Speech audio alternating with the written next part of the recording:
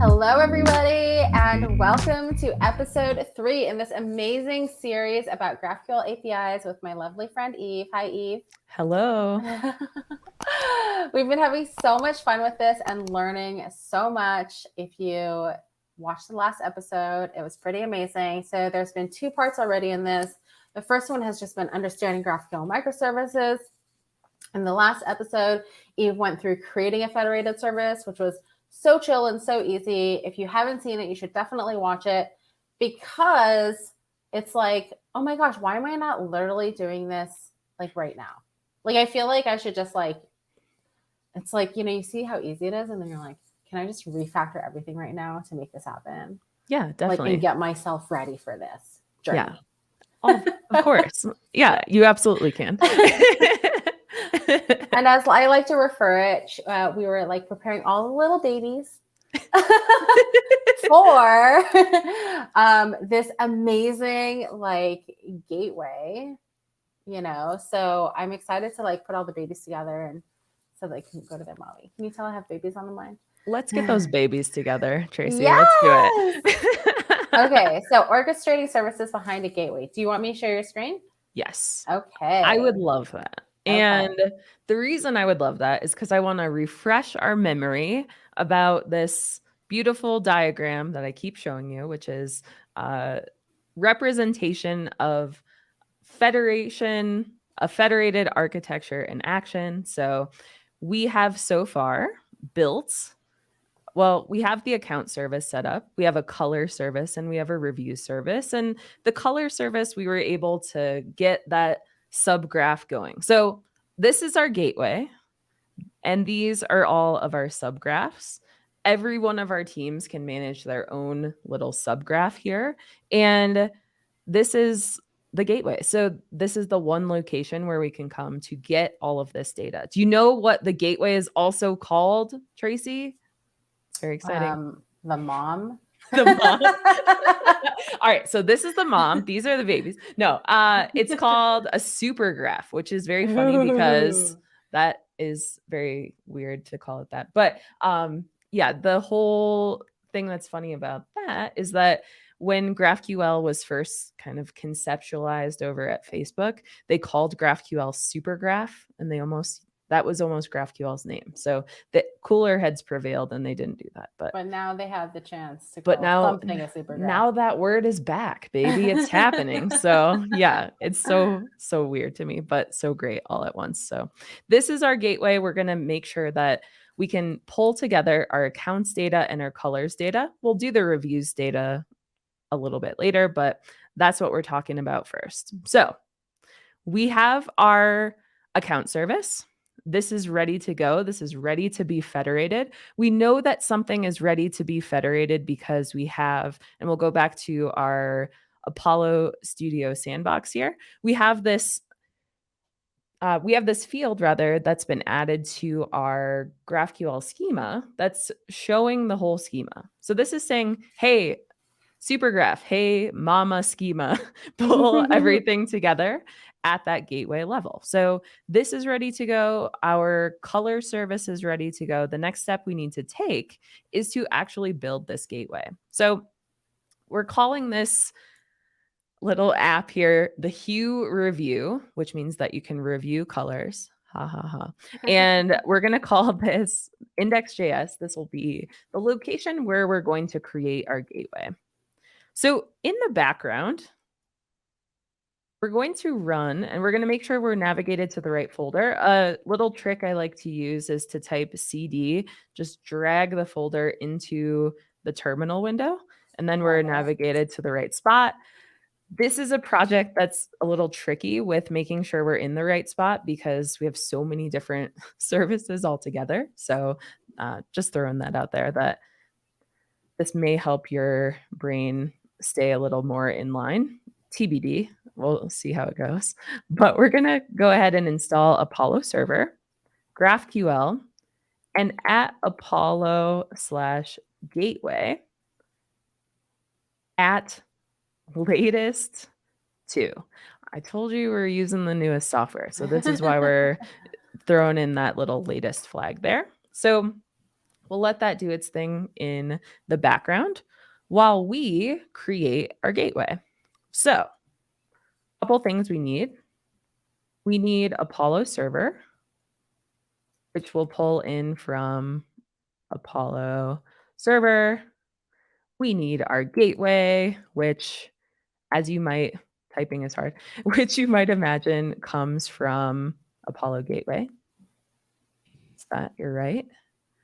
Say require at Apollo/gateway. Sweet. And now we need to define a list of our various services that are going to be orchestrated behind this gateway. So orchestration in general, those are words to make you sound smart, but they're basically just words to say, let's get the data from users and the data from colors all in one spot. So that's what that's all about. Within this, we're going to create what's called a service list. And the service list is just an array of objects that says, hey, use the user service, which is running at localhost 4001. And the next one is colors, which is running at 4002. These aren't actually running yet. So if I make mistakes later, remind me that I didn't start those, but hopefully I'll remember. TBD, that's minutes from now. So my mind may fade away entirely. So we'll say start, we'll say async, we'll create a little function here that's going to start our server. So all we need to do to start the server, typically our GraphQL APIs are created by combining our schema and our functions that get the data, those resolver functions.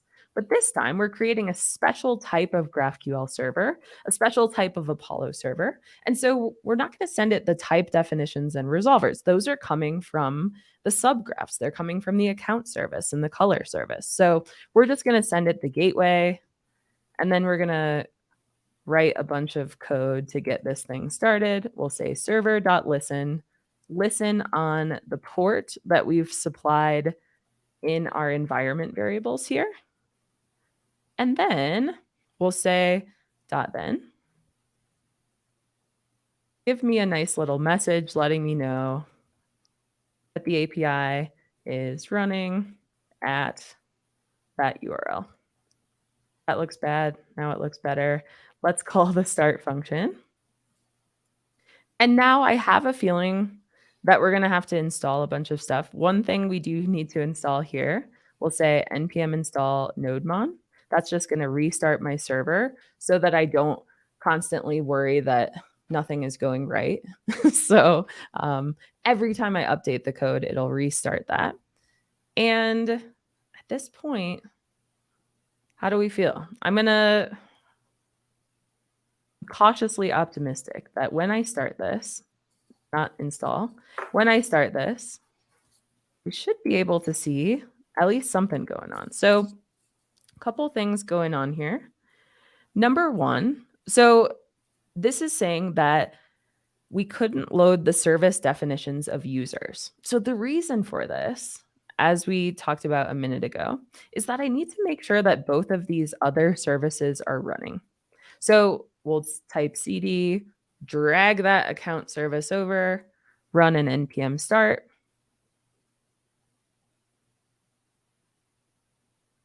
We need to install that stuff. So we'll do the same thing for our color service. We'll drag that over. We'll say npm start. This will get this running on 4002. Let's see if that's all installed, and we can start our account service as well. Nice. So we have both of those running. So these are kind of like our own separate services. If you wanted to send queries to those, you could. Whenever we think about a different service like that, we're thinking about all of the people, all of the developers who are working on that, and they can work on their own separate teams. But here is where the fun part happens. And we're going to type npm start on the gateway. And we should see, let's see, we should see 4002. Let's go back up. Ooh, so here's a fun little bug that I just made. We need to make sure it's HTTP, not HTTPS on the gateway. So these are all our local services. I'm feeling alive again. I'm seeing errors. Okay, so I didn't pick that up. Let's run it again. Nice. Now if we go back over to 4000, this is what we've been waiting for. It's happening. So exciting. So now what we can do with our query builder that we're using with Apollo Studio, check it out. We have all of our color queries. We have all of our user queries available at the same place. So even though this data has been put together on different services, I'm able to collect data from both of these services in a single query. So now all of our client-side developers can write a single query, and they're going to be able to get back all of the data in a single response. So also what's cool about this is that if we're sending a query to the color service and other fields are going to the account service, we're going to basically assume that these queries can run at the same time. So it should be able to fulfill the data requirements a little bit more quickly. Since both of those are being fetched at the same time, we bundle it all up and we return it to the client. So we built a gateway. How cool is that? Yeah, it's very cool and I just feel like you make it so easy and seem so easy. So where do people typically get tripped up? Like, why do people need GraphQL help? I think one of the big things is, I would say, schema management, really getting everybody on the same page when it comes to managing all of these parts of a schema. So if we're trying to go from, I don't know, from a bunch of different GraphQL services to services that are orchestrated behind the gateway, it's really important to figure out, like, it's team management stuff, really. It's like, how do we figure out who's responsible for what parts of the domain? How do we write a schema? What do we call our queries? What are some best practices around that? So oftentimes I'll see teams struggle with that and then combat that with, like, having a team that really writes a best practices document on, like, style guides and things like that. So it's pretty cool. I'm assuming that there's a lot of GraphQL style guides out there. There are and there aren't. I think there's a lot that are maintained internally, but it would be cool if people made those more public. Yelp put out their best practices schema documentation guide, and that's a really good one. You should check that out if you haven't already. Nice. That's an A+ one. Yeah. That's amazing. Well, thank you so much for this episode. I'm excited to see what's coming up next for us. What is next? What are we doing in the next series?